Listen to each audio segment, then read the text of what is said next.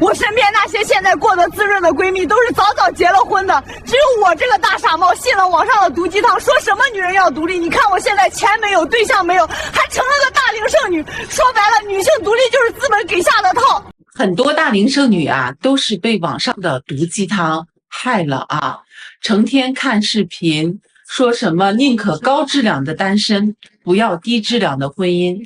娜姐想問你，啥叫高質量啊？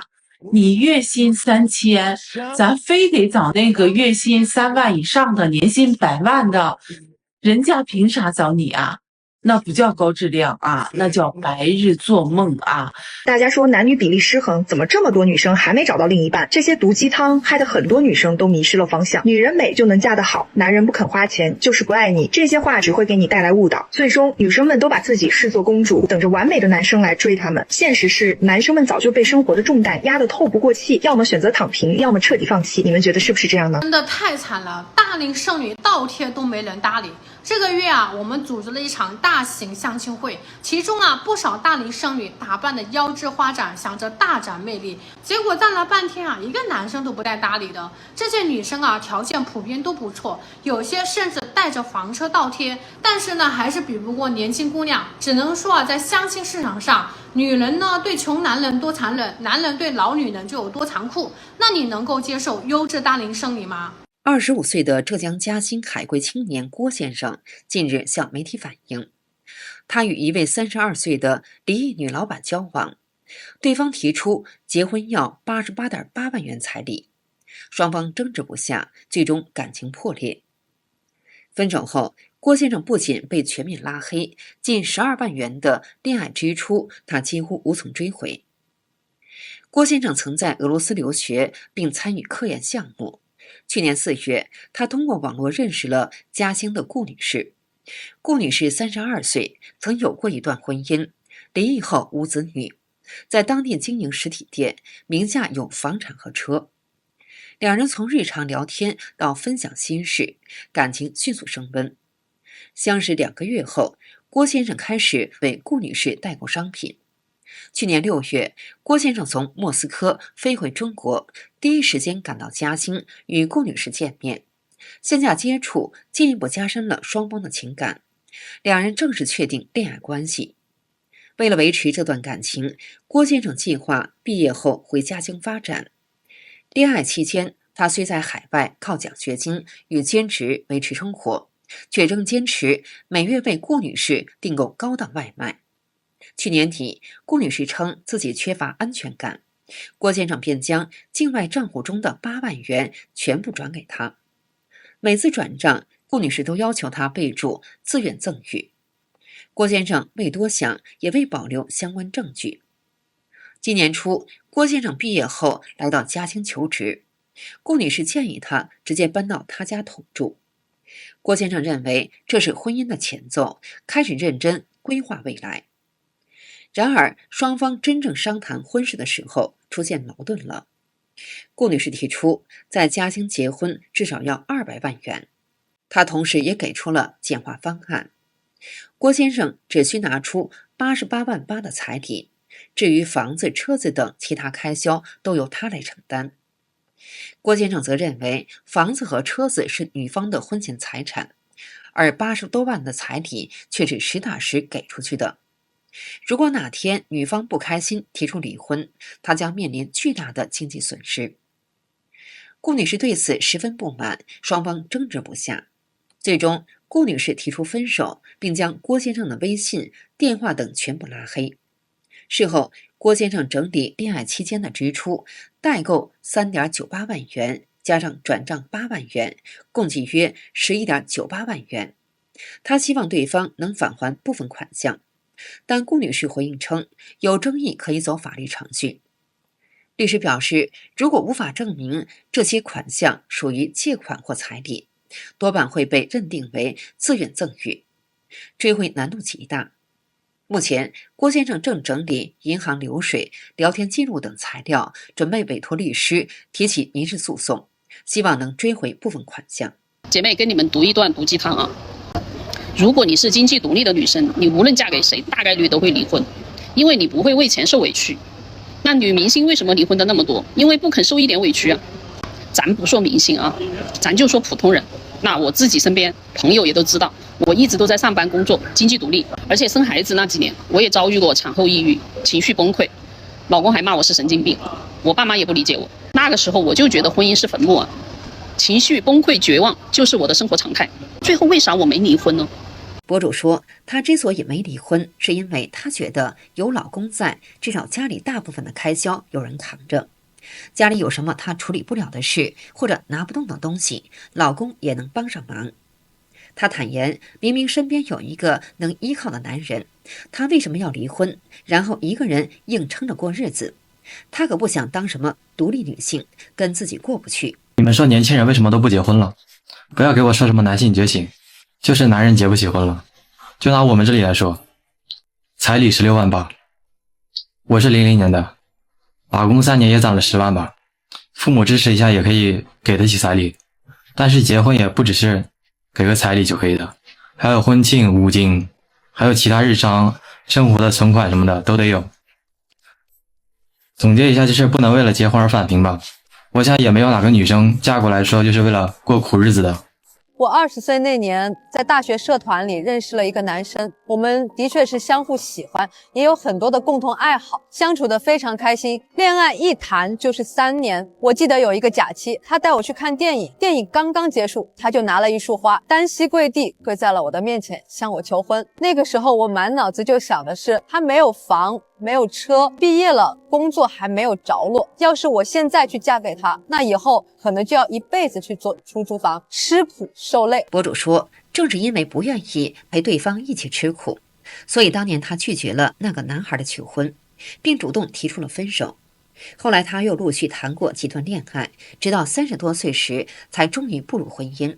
然而婚後的生活並沒有如他期待的那般順遂。有時候他會想起當年那個男生，心裡忍不住泛起一絲遺憾。如果當初嫁給他，或許生活未必會比現在更差。很多女人單身的原因不光是毒雞湯啊，還有現在的電視劇。很多電視劇的內容就是霸道總裁愛上普通的我，霸道總裁愛上腦殘的我，霸道總裁愛上大齡的我，霸道總裁愛上離婚的我，霸道總裁愛上帶倆娃的我，霸道總裁愛上絕經的我，霸道總裁愛上老年痴呆的我。這哪是霸道總裁呀，這是腦殘總裁吧？趕緊醒醒吧啊！我今天說一句所有已婚女人不敢說，未婚女人聽完瞬間清醒的大實話。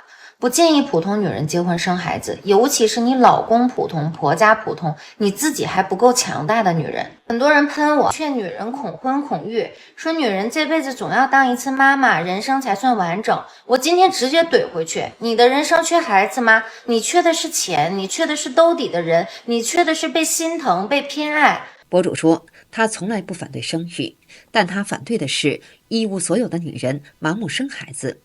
如果你結婚後有人疼有人愛，那麼生孩子是錦上添花的事。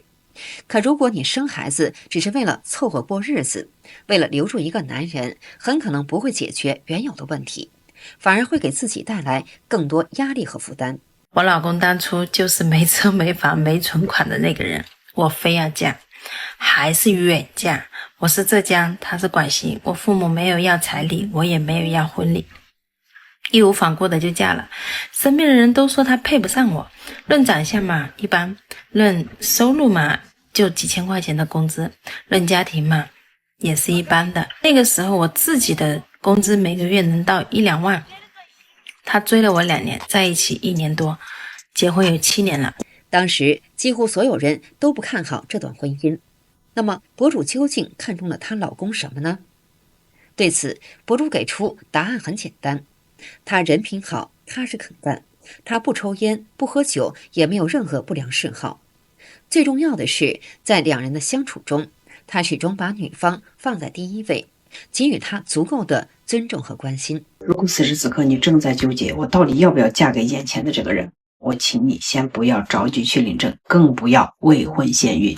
很多姑娘都在婚前進行自我欺騙，說哎，只要他愛我就夠了，錢重不重要無所謂，反正我們還年輕，對吧？公婆好不好也無所謂，反正以後我們也不會住在一起，慢慢處唄。但是楊姐今天想告訴你，假的，全是假的。婚前你们有多戀愛腦，婚後你就過得有多慘。我結婚4年，說實話，我踩遍了婚姻裡面所有的坑。博主楊姐說，結婚前女方已經貸款買了房子，她覺得自己有房住，不用和公婆一起生活。公婆人好不好似乎無關緊要。結婚後，她和丈夫一起拼命賺錢還房貸，後來孩子出生了，問題也隨之而來。誰來帶孩子？兜兜轉轉，最後還是得請公婆來幫忙。這時候她才明白，終究還是繞不開婆媳關係。她不禁感嘆，我們都是普通人，這些現實問題在婚前就應該想清楚。大齡剩女呢，有一個統一的心態，就是不合乎標準，寧可單着呢，也不委曲求全。從2010年開始啊，情人節、七夕、520、521這些愛情的節日啊，火得一塌糊塗。男生過節呢，給女生買禮物啊，成了標配。禮物貴不貴，好不好，還成了女生之間攀比的談資。慢慢的，很多女性把消費觀凌駕在感情之上。找對象呢，先看經濟條件好不好。單親媽媽想找個男人結婚，兒子9歲，要求有地方住，月薪1到2萬，每個月給我7000零花錢，不許花我的錢。這位媽媽，你是在找老公還是在許願呀？怎麼都是你在要求人家？你的條件呢？哦，對，你有個9歲的兒子，不過這個條件好像也不是什麼優勢吧？就這說下來，好像還是你給人家一個追你的機會，不會是短劇看多了產生幻覺了吧？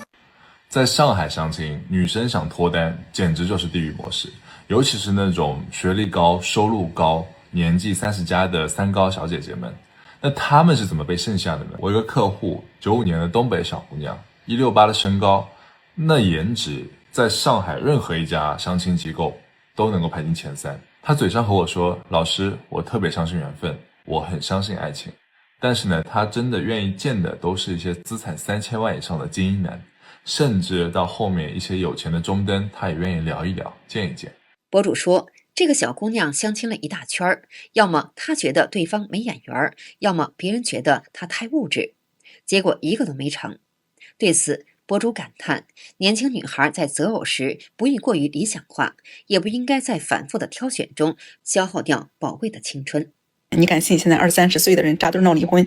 你以為是因為他們感情不合才離的？錯，他們是因為父母給的錢花光了。現在年輕人結婚是什麼模式？